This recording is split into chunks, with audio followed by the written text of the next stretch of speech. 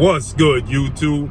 It's your boy, Blue Blood Sports TV, back at y'all with another one. So, it is amazing, the double standards within the sport of boxing, as now fans are completely upset, and they're saying that now 3-division world champion, 2-division undisputed world champion, who is widely acknowledged and recognized as the #1 pound-for-pound best fighter in the world, and is still the unified welterweight world champion, superstar boxer, Terence "Bud" Crawford, who is 40 wins, no losses, no draw, 31 big wins by way of knockout, 36 years of age, 5'8" with a 74-inch arm reach.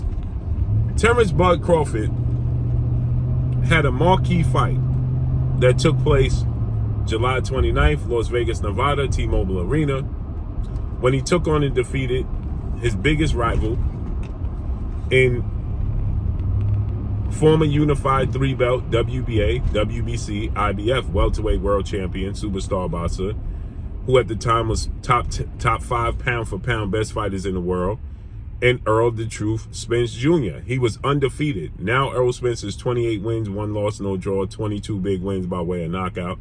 He is 33 years of age, 5'9.5" with a 72-inch arm reach. Errol Spence Jr. at the time was undefeated. They both was top 5 pound-for-pound best fighters in the world. And it was for history, undisputed showdown, right? And the fight was supposed to be on paper 50-50 if there ever were one. I thought it was 50-50. It was a fight that was highly anticipated, the most anticipated fight in the last 10 years. People was anticipating Errol Spence versus Terence Crawford. You wanted to see who the best fighter in them, and arguably the second most glamour division in all of sports. You can make a case the welterweight division is the second. Now, obviously the first glamour division, the #1 glamour division, is the heavyweight division. As the heavyweight goes, so goes the sport of boxing. That's the #1 division. Then you can make a case, is it welterweight? Is it middleweight? What's the most recognizable weight, right? Some may say middleweight, some may say welterweight. But this is a glamour division, right? And so this was a 50-50 fight, taking us back to the old days, Sugar Ray Leonard, Tommy Hearns, that type of situation, right? And so now the fight didn't play out how many people thought it was going to play out. It wasn't close. It wasn't competitive. Many people expected it to be close. I expected it to be close. And Terence Crawford proved and separated himself. Like oil and water, they don't mix, they separate. Terence Crawford dropped Errol Spence in the 2nd round, twice in the 7th round, stopped him in the 9th round, and battered him all the rounds in between. Even Errol Spence himself is admitting of this. He said, "I got my butt whipped." That's what Errol Spence said. Now I'm paraphrasing. He used other words to describe it, but it is what it is, right? And so 6 months later, now that took place July 29th. So 6 months later, Errol Spence comes out and he makes a few statements that completely has Terence Crawford upset, clearly, right? Or disappointed, right? Where Errol Spence said that he was dealing with a cataract situation and issue before the fight that was hindering his vision. He was also dealing with a broken rib before the fight that didn't allow him to train for a month before the fight, and he couldn't get the injections in his side to ease the pain until a week before the fight, right? So all of these things, right? Errol Spence stated that, why you think I got hit with so many jabs and hooks in this fight? Because I couldn't see him. So in making all of these statements, Terence Crawford feels slighted. He feels undermined. He feels slighted. He feels like his credit is being taken away from him. And not just by the fans. He can accept that from the fans. He just don't approve of it and can't accept it coming from Errol Spence, right? And so Terence Crawford said, "I've heard it all now from Errol Spence, right? And now I'm glad this is over. We got it done. We did it. It's over with. I'm moving on. I wish you well in the future." To that, Errol Spence responded, and Errol Spence stated, "Don't be emotional. Let's run it back." Now, I don't know. Now, they agreed to, in the contract, a rematch clause that prior to the fight, the loser of the fight has the ability to activate an immediate rematch, and the winner of the fight has to concede to that and is contractually obligated to fulfill this rematch, but will automatically get a bigger share of the pie and will get, the opportunity to choose what weight class it took place in. And now that's big because Errol Spence initially stated that he struggles to make 147 pounds. And immediately post-fight in the ring after the fight was stopped, Errol Spence stated he hopes he gets the rematch in December. Now, mind you, this took place in July. He hopes he gets the rematch in December at 154. So he wants it to be at a higher weight class because it's not easy for him to make 147 pounds, right? But if you had all these injuries hindering you and handicapping you before the fight, then the being weight drained just added to it. It was just an added issue, right? Terence Crawford has stated he can't comfortably, making the weight is not easy, but he can make the weight.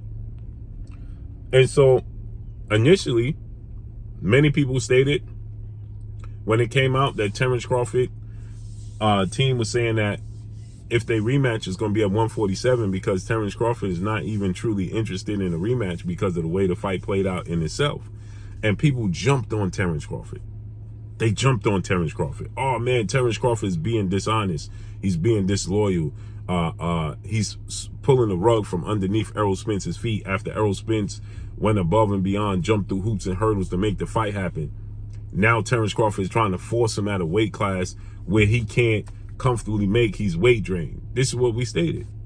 Even myself, I said, well, I want the rematch to be at 154 where Errol Spence is at his best if he felt like he was weight drained.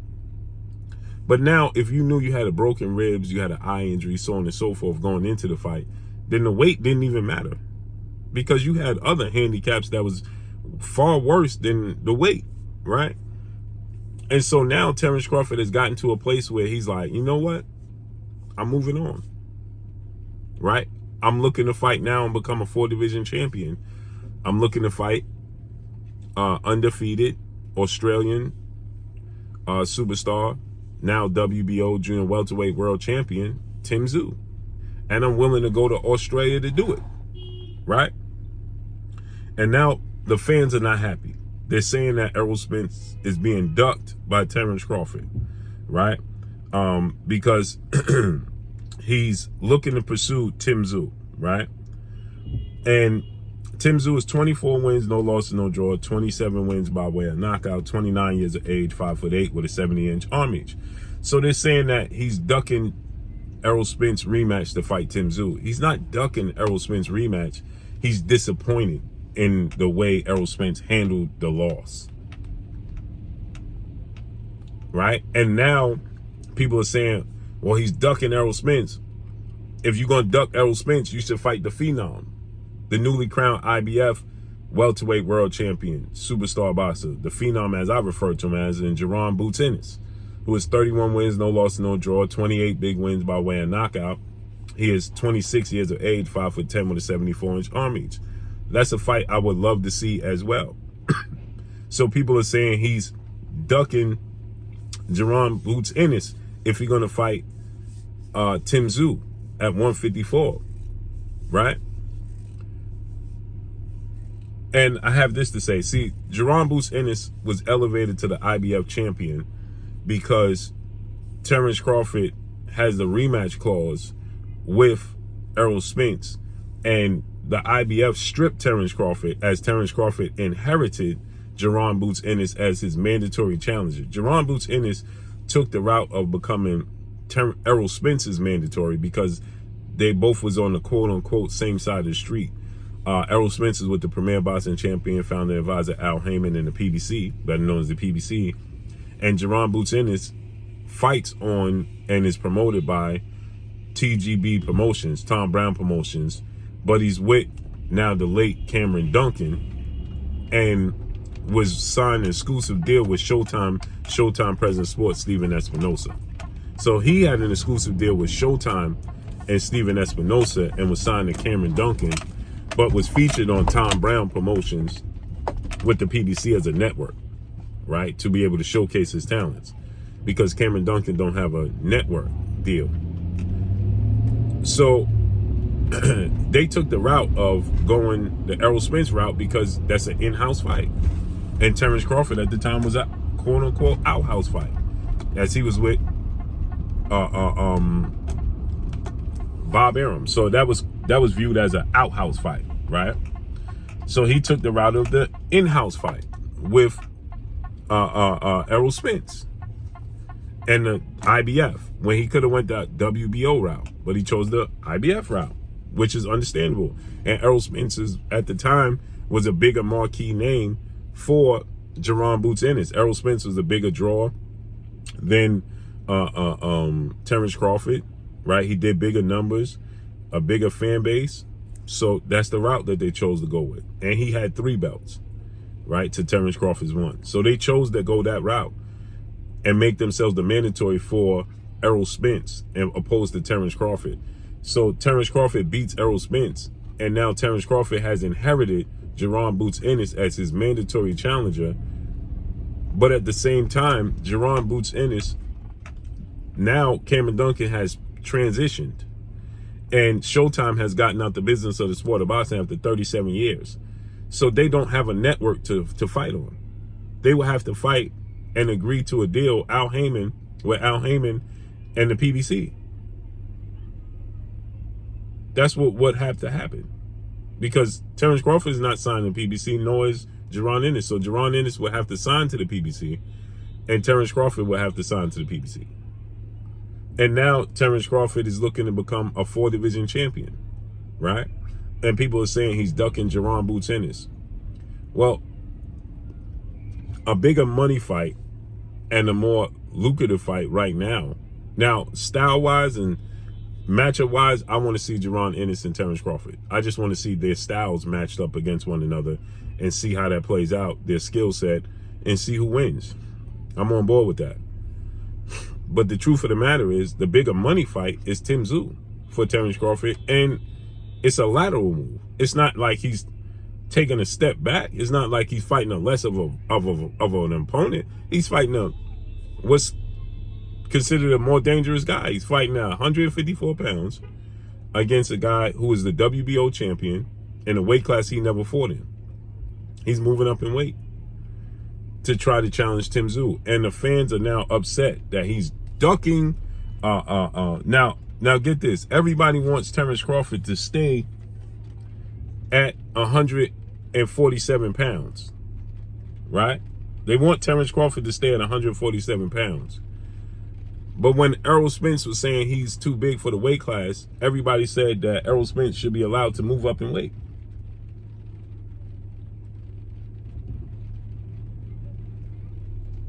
So they want Terence Crawford to stay at 147 to fight Jaron Ennis, right?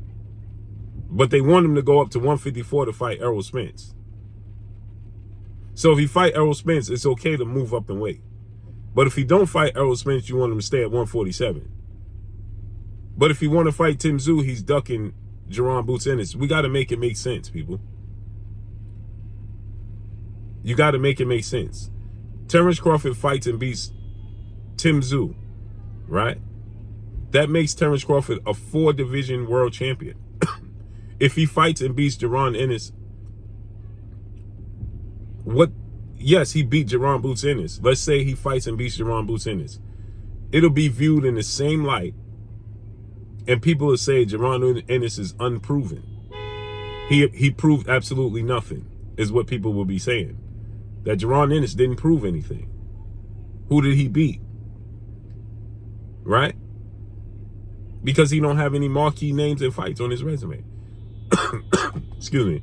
And if Terence Crawford moved up to 154 pounds and fought Tszyu in Australia, He's going to get more money, a big marquee fight, and it's it's another feather in the cap, another accomplishment, because he becomes a 4-division champion, and it's a step to becoming undisputed at 154, a step in the direction of becoming undisputed in 3 separate weight classes.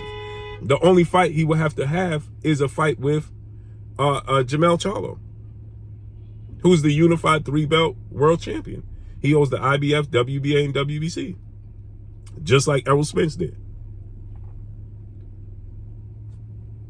So we got to start making sense. And just because you don't like a fighter, we got to stop labeling them ducks and so on and so forth. It makes no sense.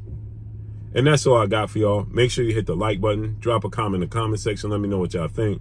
Y'all already know what it is. It's your boy Blue Blood Sports TV. Hate, like, comment, and subscribe.